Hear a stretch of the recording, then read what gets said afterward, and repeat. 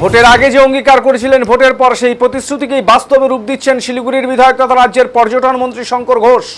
সাধারণ মানুষের পাশে থাকার লক্ষ্য নিয়ে তিনি নিয়মিত আয়োজন করছেন সরাসরি শঙ্কর কর্মসূচির।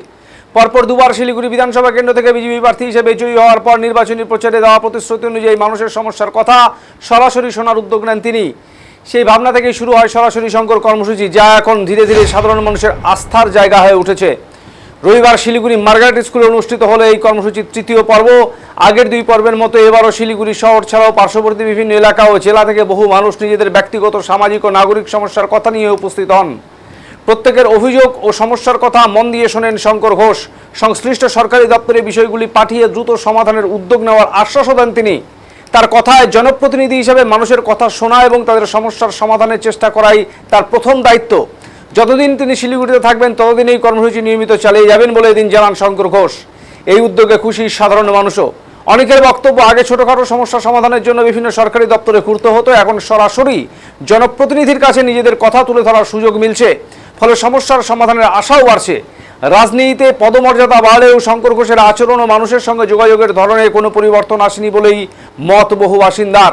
ভোটের আগে যেমন সাধারণ মানুষের পাশে ছিলেন মন্ত্রী হওয়ার পরও একইভাবে মানুষের পাশে থাকার চেষ্টা চালিয়ে যাচ্ছেন তিনি। আর এই কারণেই সরাসরি শঙ্কর আজ শুধু একটি কর্মসূচি নয়, বরং সাধারণ মানুষের কাছে ভরসা ও বিশ্বাসের এক গুরুত্বপূর্ণ মঞ্চ হয়ে উঠেছে।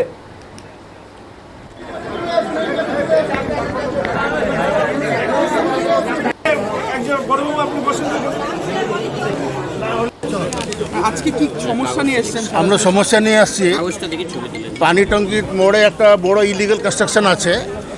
আজকের ডেটের ওনার কোনো সাইড প্ল্যান নাই, কিছু নাই। যা প্ল্যান ছিল ওটা বহু বছর আগে ওটা বাতিল হয়ে গেছে। তো ওটা নিয়ে আমরা কমপ্লেন করেছি, কর্পোরেশনে বারবার কমপ্লেন করেছি। 13-14টা কমপ্লেন করার পরে কোনো টসমস হচ্ছে না। তারপরে আমরা লিগাল নোটিশ পাঠালাম। লিগাল নোটিশ পাঠানোর পরে বাধ্য হয়ে আমাদের হাইকোর্টে মুভ করতে হলো। আমার হাইকোর্টে টানা ছয় বছর আমাদের লড়তে হলো। লড়ার পরে তারপরে হাইকোর্ট কর্পোরেশনকে অর্ডার দিয়েছে, কমিশনারকে, যে এটা আপনি অ্যাকশন নেন। তো 2024 জানুয়ারিতে কর্পোরেশনের অর্ডার হয়ে গেছে এটা ভাঙার, যে এটা 287-এ অ্যাপ্লিকেবল করে ইলিগাল কনস্ট্রাকশন ভাঙা দেওয়া হোক। তারপরেও কোনো অ্যাকশন হচ্ছে না এটা। আর যে প্রমোটারগুলোর সঙ্গে ওরা ধমকে দেয় যে কর্পোরেশনকে আমরা পিছনে পকেটে রাখি। আমরা না, ইলিগাল কনস্ট্রাকশন আমরা কমপ্লেন করেছি। আমরা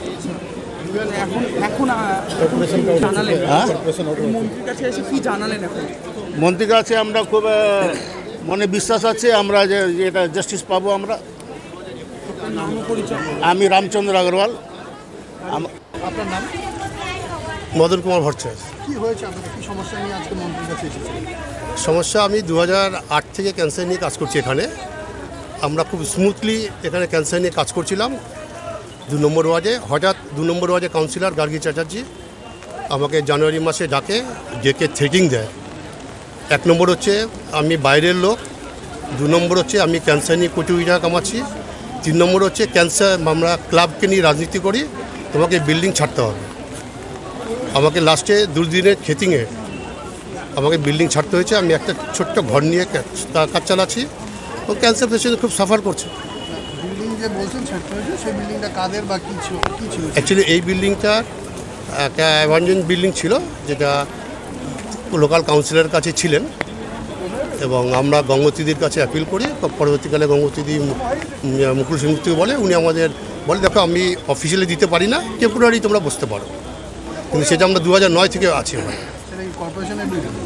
কর্পোরেশন এমনি এখানকার যারা ছিল সাজমেন্ট টাইপ কেউ ছিল না।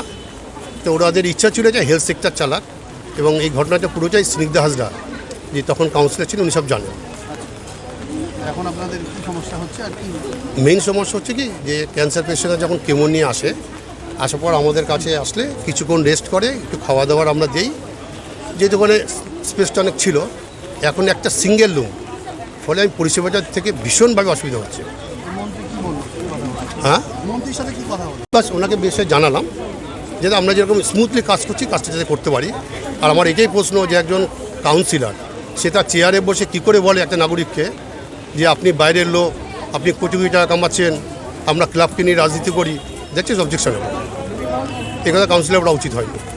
46 নম্বর ওয়ার্ডের বহু সমস্যা, বহু লোকেরা অনেকটাই 46 নম্বর ওয়ার্ডের ব্যাপারে খুব স্পষ্টভাবে আমি বলে দিই যে আমাদের প্রত্যেকটি ওয়ার্ড নিয়ে ইতিমধ্যে অ্যাডমিনিস্ট্রেটর ম্যাম এবং কমিশনার সাহেবের সাথে কথা হয়েছে। আমরা প্রত্যেকটি ওয়ার্ডের একটা ডিটেইলস প্রজেক্ট রিপোর্ট করব। ডিপিআর তৈরি করার পরে সেখানে যেগুলো প্রায়োরিটি ভিত্তিতে কাজ হওয়া দরকার সেখানে করা হবে। এই বর্ষার সময় আমি ব্যক্তিগতভাবে দীর্ঘদিন যেহেতু এই কাজের সাথে যুক্ত, অনেক জায়গায় জলমগ্ন হওয়া, বাড়িতে জল ঢুকে যাওয়া, এমনকি এই এনএইচের কাজ হওয়ার জন্য বেশ কিছু সমস্যা হচ্ছে। আজকেও আমাকে বিভিন্ন আমার বিধানসভার বাইরের থেকেও ফোন করে করে সবাই বলেছেন, আমরা চেষ্টা করছি বৃষ্টি শেষ হয়ে যাওয়ার পরে, মনসুন সিজন শেষ হয়ে যাওয়ার পরে আমরা কাজগুলো ধরব। অর্থের অভাব হবে না, প্রায়োরিটি বেসিসে কাজ হবে।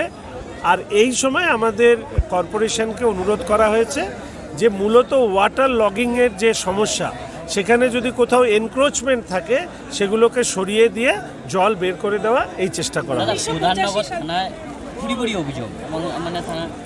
আমি একদিন ভেবেছি যে প্রধাননগর থানার সামনেই পুলিশের যা ধরুন এফআইআর হয়েছে, কাজ হচ্ছে না ইত্যাদি ইত্যাদি, থানার ভিতরে না, থানার বাইরেই একদিন আমি প্রধাননগর থানার, শিলিগুড়ি থানা এবং ভক্তিনগর থানায় সামনেই আমি কোথাও একটা, আমি তো সরাসরি শঙ্কর, আমি তো যেখানে খুশি করতে পারি, শুধু ওই দিন আমি এক্সক্লুসিভলি এই যে অভিযোগগুলো দীর্ঘদিন ধরে পেন্ডিং পড়ে আছে থানায় বলার পরে, সেই অভিযোগগুলোকে নিয়ে একসাথে আমরা কাজ করবার চেষ্টা করব এবং পুলিশকে অনুরোধ করব দ্রুত এগুলো ডিসপোজ অফ করা। 1985 সাল থেকে বিজেপি করতেন বলে সেই বৃদ্ধাকে একজন বড়বাবু আপনি বসেন।